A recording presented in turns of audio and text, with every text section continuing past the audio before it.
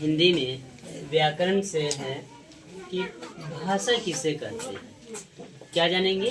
भाषा किसे कहते हैं? तो भाषा अभिव्यक्ति की दृष्टि से उच्चारित एवं सीमित ध्वनियों का संगठन है। भाषा क्या है? उच्चारित एवं सीमित ध्वनियों की दृष्टि से संगठन है। क्या है? ध्वनियों का संगठन है। यह हमारी अभिव्यक्ति का माध्यम है। यह क्या है? हमारी अभिव्यक्ति का माध्यम है। इसे हम लोग क्या कहते हैं? भाषा कहते हैं। फिर जानेंगे लिपि। लिपि क्या है? लिपि किसे कहते हैं? तो भाषा में ध्वनियों या वर्णों के संकेत अर्थात लिखने की पद्धति को लिपि कहते हैं। क्या कहते हैं? लिखने की पद्धति को लिपि कहते हैं। जैसे रोमन में हम लोग ABCD लिखते हैं और नागरी में अ आ ई आदि ये सब लिखते हैं। ये क्या है? तो लिपि है। अब जानेंगे कि वर्ण क्या है? वर्ण किसे कहते हैं? तो वर्ण जिसके खंड या टुकड़े नहीं किए जा सकते हैं उसे वर्ण या अक्षर कहते हैं। वर्ण शब्दों के लघुत्तम इकाई है। वर्ण शब्दों का छोटी इकाई है। इसे हम क्या जाने? वर्ण जानते हैं। अब जानेंगे कि वर्णमाला क्या है? वर्णमाला किसे कहते हैं? वर्णों के क्रमबद्ध समूह को वर्णमाला कहते हैं। क्या जाने? वर्णों के क्रमबद्ध समूह को वर्णमाला कहते हैं। वर्ण दो प्रकार के होते हैं। वर्ण कितने प्रकार के होते हैं? दो प्रकार के होते हैं। पहला है स्वर वर्ण, दूसरा है व्यंजन वर्ण। फिर जानेंगे कि स्वर क्या है?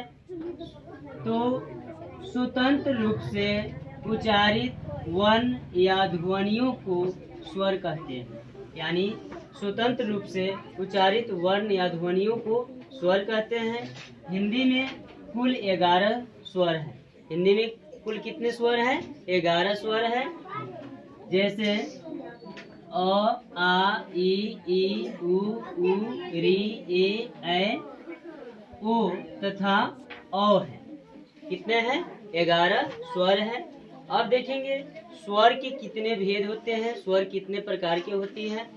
तो स्वर वर्ण के 3 प्रकार होते हैं। स्वर वर्ण के 3 प्रकार होते हैं। पहला है ह्रस्व स्वर। एक बार में हल्के उच्चारित होने वाले स्वर को ह्रस्व स्वर कहते हैं। ह्रस्व स्वर की कुल 4 संख्या है, अ ई उ तथा री। अब इसको थोड़ा और आसान भाषा में समझेंगे कि जिससे उच्चारित करने में, जिसे बोलने में कम समय लगता है उसे हम ह्रस्व स्वर कहते हैं। अब आगे देखेंगे दीर्घ स्वर क्या है। जोर से या दोहरे बल से जो स्वर उच्चारित होते हैं उन्हें दीर्घ स्वर कहते हैं। दीर्घ स्वर की संख्या 3 है। आ, अ जोर आ, अ, ई जोर ई, उ है तो उ जोर उ। अब इसको आसान भाषा में जानेंगे कि दीर्घ स्वर क्या है। तो दीर्घ स्वर को उच्चारित करने में, बोलने में ह्रस्व से ज्यादा समय लगता है, यानी दुगुना समय लगता है। उसे हम क्या कहते हैं? दीर्घ स्वर कहते हैं। उसके बाद तीसरा प्रकार में यहीं पर आ जाएगा क्या?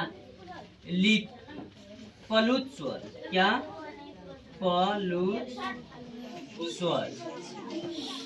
प्लुत स्वर। इसको हम आगे के वीडियो में जानेंगे इसके बाद।